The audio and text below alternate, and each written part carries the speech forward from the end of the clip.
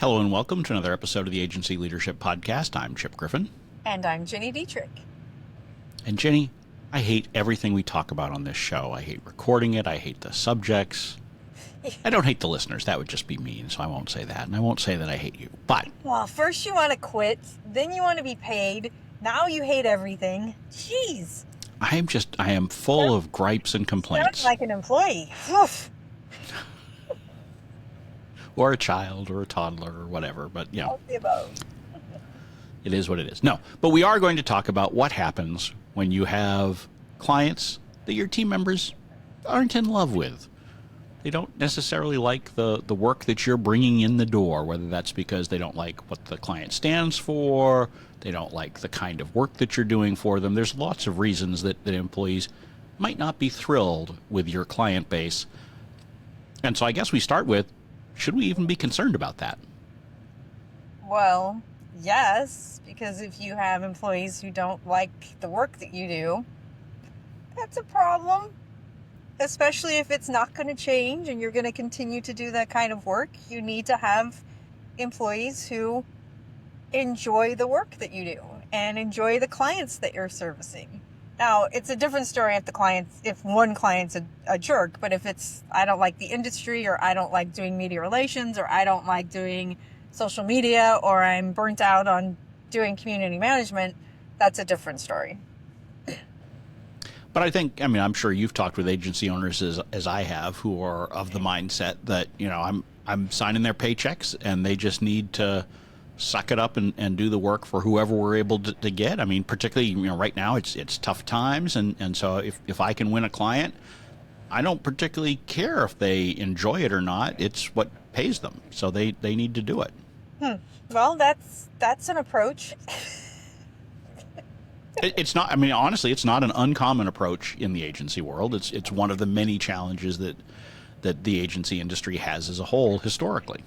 Yeah, and I think that I probably had that attitude back in the day as well, but I don't think that it's the right approach, because that's what's going to cause burnout. It's what's going to cause churn. It's what's going to cause, people bad-mouthing you on Glassdoor or to their peers. That you have to find a way to either hire different people or find a way to marry the work that you're doing with the team that you have. Well, and I think that the hiring point is really something to emphasize here, because part of the problem in my experience is that too often agencies are not candid with prospective hires about the kind of work they will be doing and who they will be doing it for.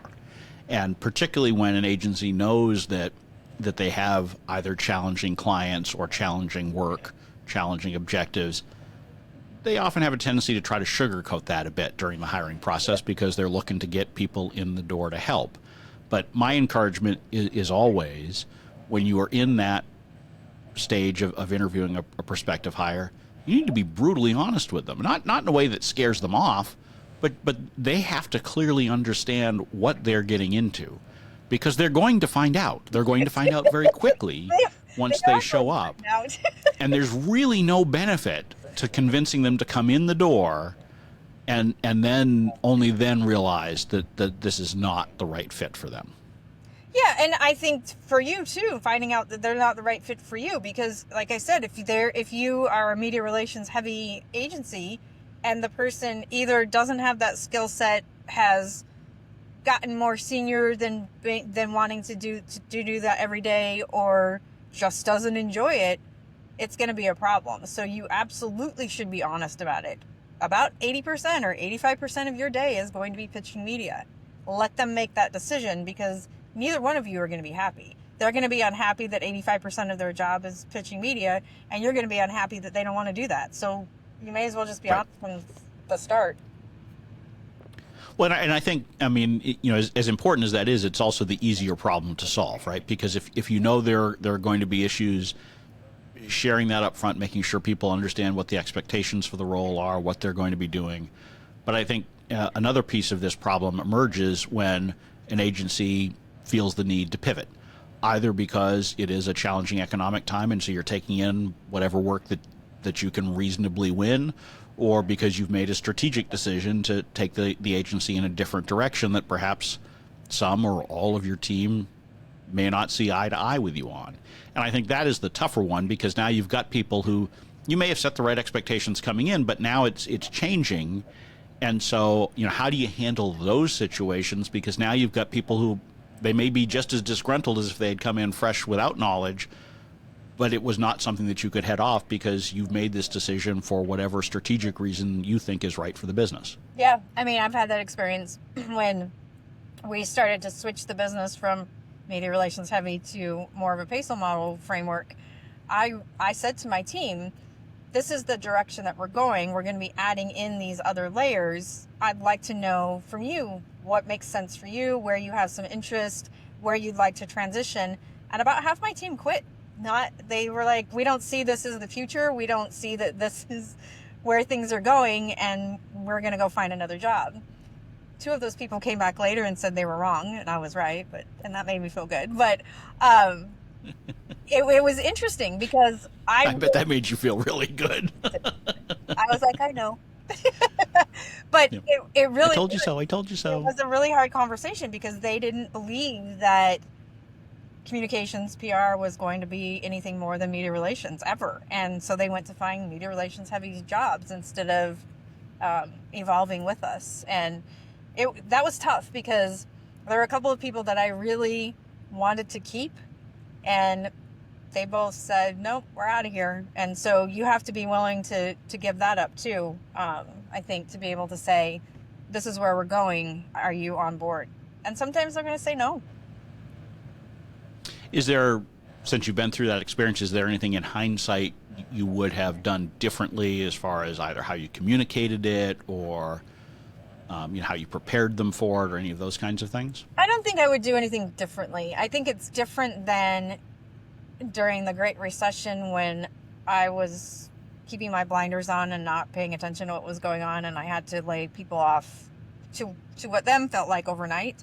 And I didn't bring them into the conversation or help them or have them help me with that, which in retrospect I would have done differently. But because I had that experience, I was very open. I said, I just published this book. It talks about this model. We have to lead by example. This is what we're going to be doing. So-and-so, I think you'd be really great at content, and so-and-so, you'd be really great at social, and so-and-so, you'd be really great. And about half of them were like, yeah, we just don't see it. Good luck. But I did. I brought them into the conversation. I, helped to extol their strengths. I complimented them. I boosted their egos. I let them think about it. I didn't say, make a decision now. I let a couple of them try the job, and a couple of them were like, no, this is not for me. So I don't think I'd necessarily do anything differently in retrospect. Yeah, I mean, sometimes you just have to do what's right for the business and accept that the chips will fall, so to speak, where they may. Yep. And, I had an experience at one point where I was merging 2 of my businesses together. One of them had a very heavy public affairs crisis component, and so you can imagine that some of the clients that come along with that kind of work are a little bit polarizing. Yep. And so some of the team members in the other business who had not been exposed to that before were uncomfortable with some of the people who would now be on the client roster. And so, one of the things that, and one in particular had a very strong negative reaction to it. And I, my approach at the time, and I think it turned out to be the right one, was to give that individual and other individuals the space to, be uncomfortable with it for a bit and to share with me their concerns and that sort of thing, and then talk it through and what does it really mean. And in the cases of the people who were uncomfortable, they were never going to be working on those accounts anyway. Interesting. So it was really more about the business than about their role. And so as they got comfortable with that, we were able to push past it. There are obviously times where you're asking someone to change what they're doing, to your point of if they're going to have to all of a sudden do more or less media relations. Well, that's a big change to them personally. Right. So I think when it's a concern about the business as a whole, give them the space to express their concerns and that sort of thing, but then reassure them that it's not going to change their role. If it is going to change their role, now you have a more direct problem that you have to deal with and try to figure out, Can you move them around? Do they just need to come along or move along? Or, how do you handle those things? And I think it is often a case by case situation, but it's certainly not an uncommon one for agencies to have to deal with.